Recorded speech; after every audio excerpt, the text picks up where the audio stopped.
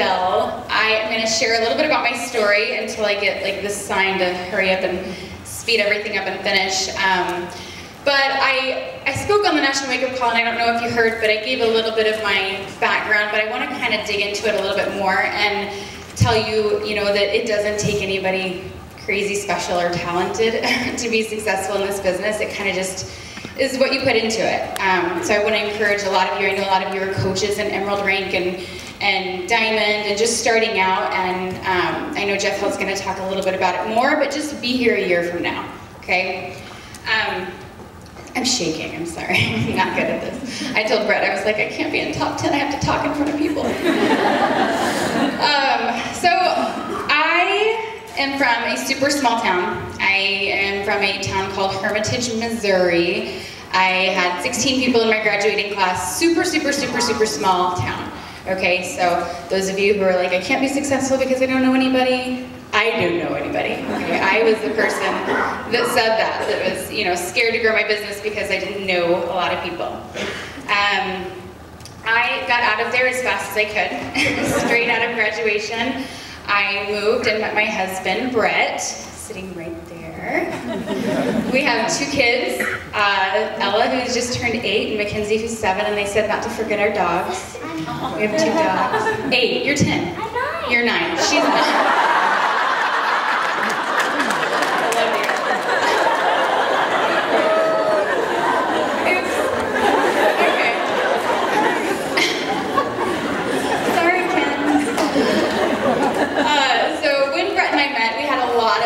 A lot of struggles. We got pregnant right straight out of the gate. We wasted no time. We got pregnant literally 2 months after we met and had Mackenzie, who is 9, and then Ella shortly after. But during the first 6 years of our marriage, Brett struggled with drug and alcohol abuse, many different things, a lot of struggles we had in our marriage, and I kind of hit a rock bottom as he hit a rock bottom. Just feeling like I wasn't good enough, like just lack of confidence, severe lack of confidence. And I developed anorexia. I then developed bulimia and binge eating disorder, which is all over TV. All kinds of, you name it, I struggled with it. And I just got into a very dark place where I wasn't taking care of my body like I should have been, mentally, physically, just not in a good place. 6 years of that, ups and downs and drugs and alcohol and eating issues, I filed for divorce and I moved out. And at that point, Brett hit his rock bottom. Thank God, right? He went back to church right after I left and filed for divorce. He went back to church, rededicated his life to Christ. I did not believe it. I thought he was full of it, just like he had been for 6 years. He's good now, I promise. I'm not just talking crap. It's all good now. Wait for it.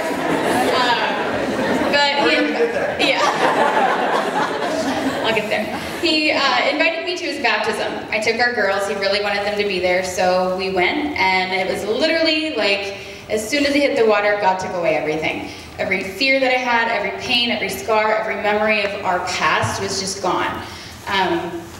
It still sounds so weird to hear it and to say that because people are like, yeah. But it's true, and to this day, unless I'm up on stage sharing my journey or sharing my story to someone who messages me, I don't even think about it. But we renewed our vows, and he's amazing and my best friend and my rock and everything, and we're doing great. But then, I looked down and I was stuck with this body that I had abused for so long. I was about 30% body fat. I wasn't overweight or obese or anything like that. I was just very unhealthy.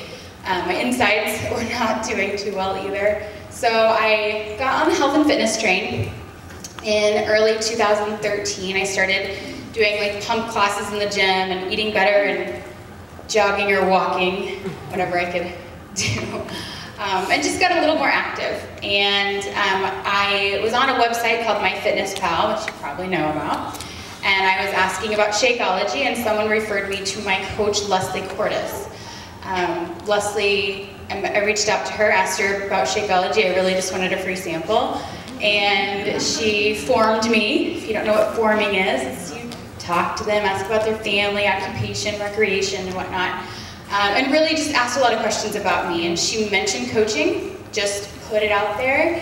And it was another one of those things that was no coincidence. I was like, this is exactly what I need to be doing, what God needs me to be doing. I felt like I needed to just help people that were stuck in the same rut that I was. And I felt like it was also a great platform to be able to share our story and our marriage and help other people that were struggling in every aspect of that. So I jumped in with P90X and Shakeology, and I was a coach in April 2013. I was an all-in coach from day one. I had no idea what that meant at the time.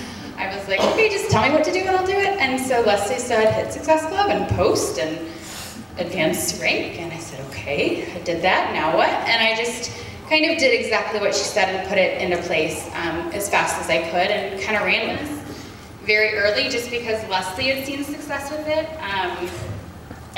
You know, and having an inspiring upline who is, you know, having this freedom and physical changes and just being in a really good place is very inspiring, and it was what I needed at the time. So, I've had quite a few obstacles. I wanted to share one obstacle with you because I know it gets very discouraging to talk to people all day, and then maybe you have people who, you know, aren't as supportive, whether it's family or friends or something like that. And we had an instance about 30 days into coaching.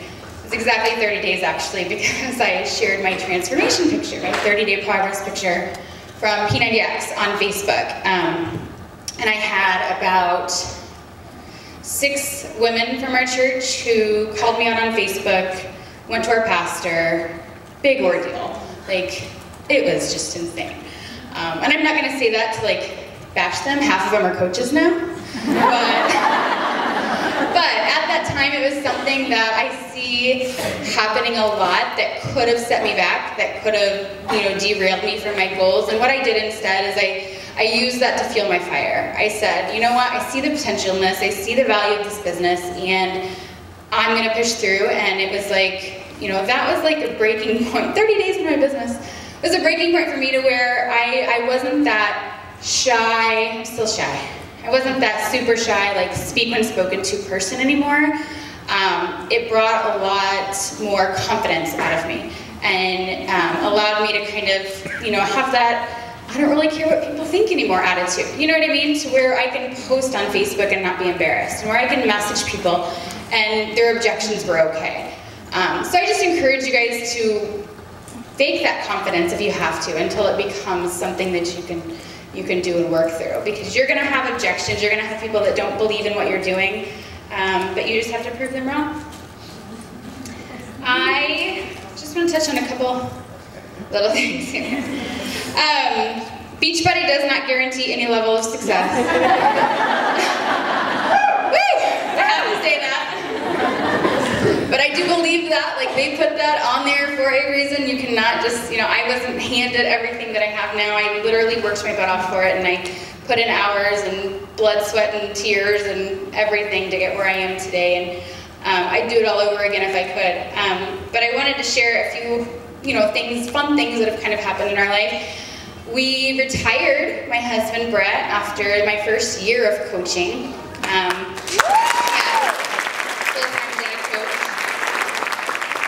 So we sat down in a park in March 2014, right? Yeah. February 2014, and Brett hated his job. He was in sales and for various companies doing global sales and stuff like that, and so he hated his job, and we were like, okay, what do we have to do? I was doing decent with Beachbody. I was doing well with Beachbody, and he was like, okay, this is something that maybe, you know, we could eventually just turn it into the sole income, and I don't have to work anymore. And so we kind of made a game plan. It was on our 1-year plan to retire him, and we did that in 3 months. So that was a huge goal we accomplished. No more working for the man. When was it? When was Summit? Summit 2014, we road tripped to Vegas and then did Summit, did that whole thing, and then we went to California for a few days because I had gone as a guest to leadership at Dana Point. In 2013 I went. And I fell in love with California, right? It was from Missouri. And I'm like, this is amazing. So I fell in love with it. It was all I thought about forever. And I told Brett, I was like, let's road trip after Summit. just go. I'm like, I think he's gonna fall in love with it. It's gonna be amazing. And we went, and he did fall in love with it. And we stopped at this little town called Encinitas and had dinner and stayed in a little trashy hotel. And it was a lot of fun. And we would walk the beach, and I'm like, I told him, I said, Brett, 1 year from now, I am gonna move us out here. And I said, I'm gonna post it on Facebook. And then he was like, don't post it yet. And I already did. already posted, and it's already out there, so it's gonna happen. And August 2015, we relocated to Encinitas and are loving it. So, I mean, in short, our life is completely different than what it was before. Brett's always made decent money in all of his careers, and I've been a stay-at-home mom for the majority of our marriage, I think. But you know what? That financial freedom is something that you can't replace that. And it's not all about the money, it's about changing lives, and I feel like that comes in many aspects. I think that comes in, you know, physically changing people's lives, but also, you know, mentally and financially, I think. And it's a lot to have that freedom, you know. So, to leave you with 3 little tips that I just want to say. They're not even really tips, just things, okay?